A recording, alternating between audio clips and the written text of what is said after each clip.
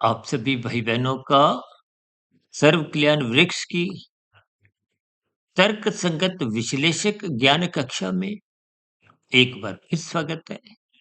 आज की चर्चा में दो शब्द मन को अनपढ़ शब्द से यानी कि मन अनपढ़ है और बुद्धि को पढ़ी लिखी स्थिति से जोड़कर चर्चा को एक दिशा देने जा रहे हैं। क्योंकि आज का देखिए कोई प्रश्न ना हो तो वो एक साधारण आपके हमारी जीवन की संसारी स्थितियों में जहां आप उलझे हुए हो, क्योंकि स्थूल शरीर की ज्ञानेंद्रियां जो विषय भोगों में असक्त है, आज 24/7 विषय भोगों की आसक्ति के कारण ही आपके हमारे जीवन में विभिन्न प्रकार की प्रतिकूलताएं, दुख सहज ही दिखते हैं। आरंभिक स्तर पर विषय भोगों की आसक्ति आपको भले ही क्षणिक सुख देती है, ये क्षणिक सुख चाहे अल्पकालिक रूप में भी देते हो, फिर भी ये कहीं भी तृप्ति नहीं देते। ये देर सवेर मनुष्य को तमोगुण में गिराती है। और मन क्योंकि अनपढ़ है, अनपढ़ का अभिप्राय देखिए, भले ही तकनीकी रूप से शास्त्रों में तो मन को भी सात्विक कहा गया है, बुद्धि को भी सात्विक कहा गया है, लेकिन मन अनादिकाल से विषय भोगों में असक्त है। अगर सत्य नहीं होता तो फिर भगवान श्री कृष्ण जी ने गीता में अर्जुन के रथ के 5 घोड़ों की स्थितियों को 5 विषय भोगों से ना दर्शाया हो। उन 5 विषय भोगों की स्थितियों को ही घोड़ों से दर्शाया है कि हमारी जो 5 भोग्य विषय हैं, गंध, रस, रूप, स्पर्श, शब्द, 5 ज्ञानेंद्रिय हैं, आंख, नाक, जीवा, त्वचा, कान। इसी तरह 5 कर्मेंद्रिय, हाथ, पैर, वाणी, लिंग, गुदा, और 5 तत्वों का ही ये आपका हमारा शरीर है। सूर्य शरीर, पृथ्वी, जल, अग्नि, वायु, आकाश। ये 5-5 की 4 स्थितियाँ, यानी कि 24 तत्वों के ब्रह्मांड का जो आपका हमारा जो 3 शरीरों का एक छोटा-सा पिंड है, ये भी 24 तत्वों का है। स्थूल शरीर पृथ्वी, जल, अग्नि, वायु 5 तत्वों का है। सूक्ष्म शरीर 17 तत्वों का है। 5 सूक्ष्म भूत जिनके कारण माता के गर्भ में इसका शरीर निर्माण होता है जब भोग विषय को,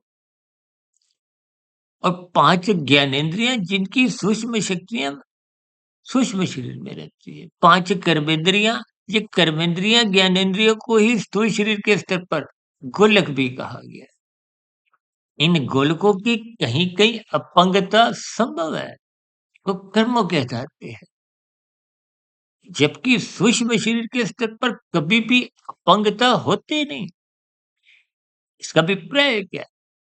इन सभी स्थितियों को आपको मैं ज्ञान पूर्वक समझना है, क्योंकि मन इन सभी इंद्रियों का संचालक है।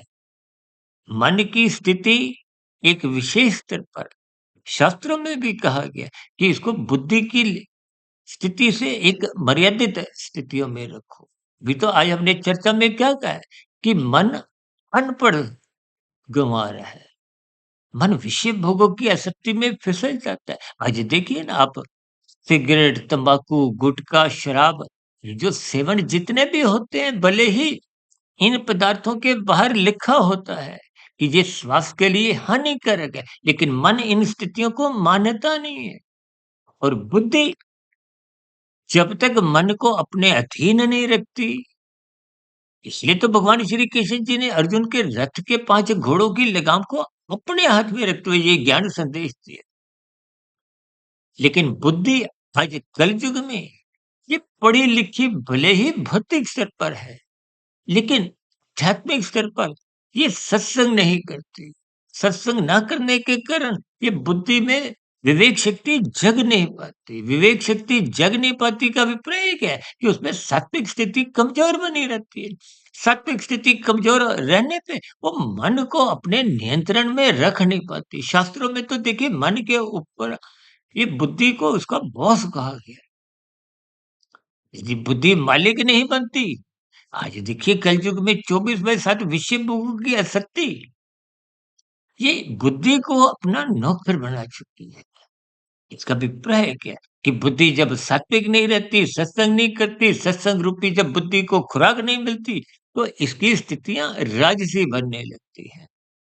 राजसी मन बुद्धि में दोस्ताना संबंध बन जाते हैं। दोनों की ही विषय भोगों में रुचि बनी रहती है, जिसके फलस्वरूप मन और बुद्धि, बुद्धि में रस बुद्धि विषय भोगों को भोगने की लत लग जाती है, जिसके फलस्वरूप ये आसक्ति ही देर सवेर कानून का उल्लंघन करवाती है, शास्त्र विरुद्ध पाप कर्म करवाने को बाध्य कर देती है। ये बाध्य कौन करवाता है? मन।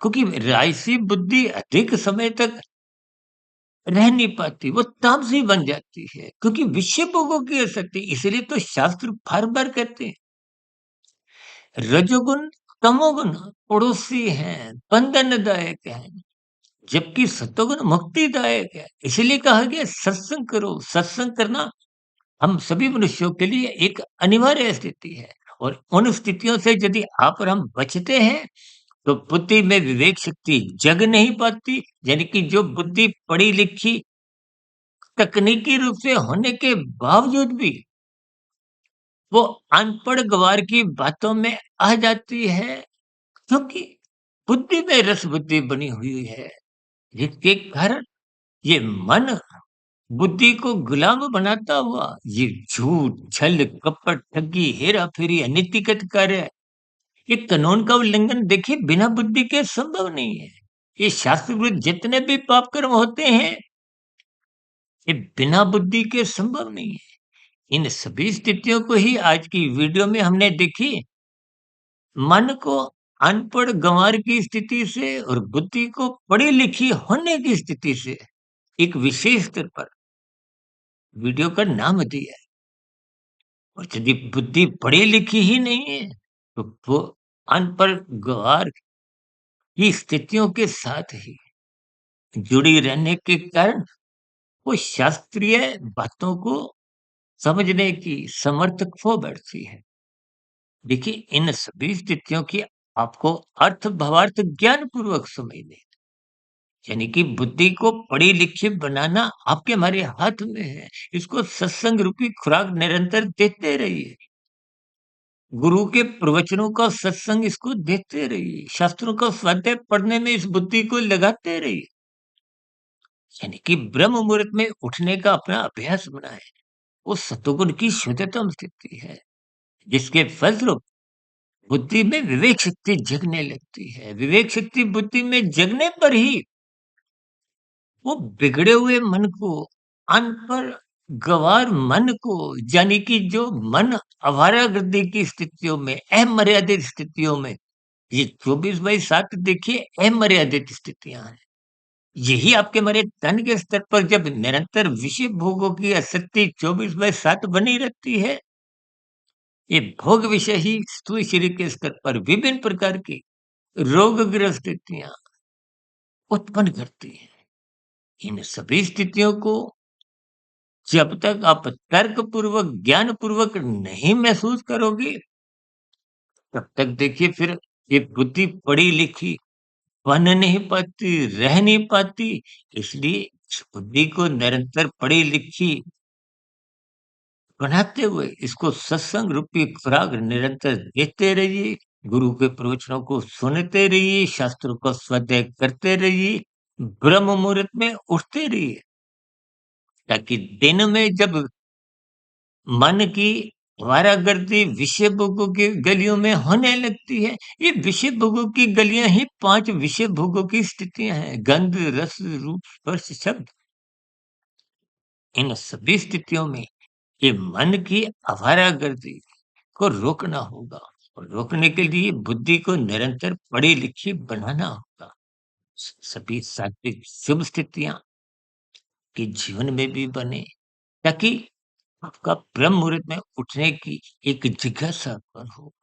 क्योंकि सात्विक स्थिति जितनी मजबूत आप और हम ब्रह्म मुहूर्त में बना सकते हैं, उतनी देखिए दिन में वो सात्विक स्थितियाँ होती नहीं है। भारी वातावरण में अनुकूलताएँ फिर राजसी और तामसी शाम को होने लगती हैं, जिसमें आपको हमें अधिक परिश्रम करते हुए बुद्धि सात्विक बनाने की स्थितियाँ में अधिक समय लगता है। और ब्रह्म मुहूर्त समय विशेष में परमात्मा की व्यवस्था में ही उस सत्वगुण की शुद्धतम स्थिति होती है। कम प्रयासों में ही अधिक सफलता मिलती है।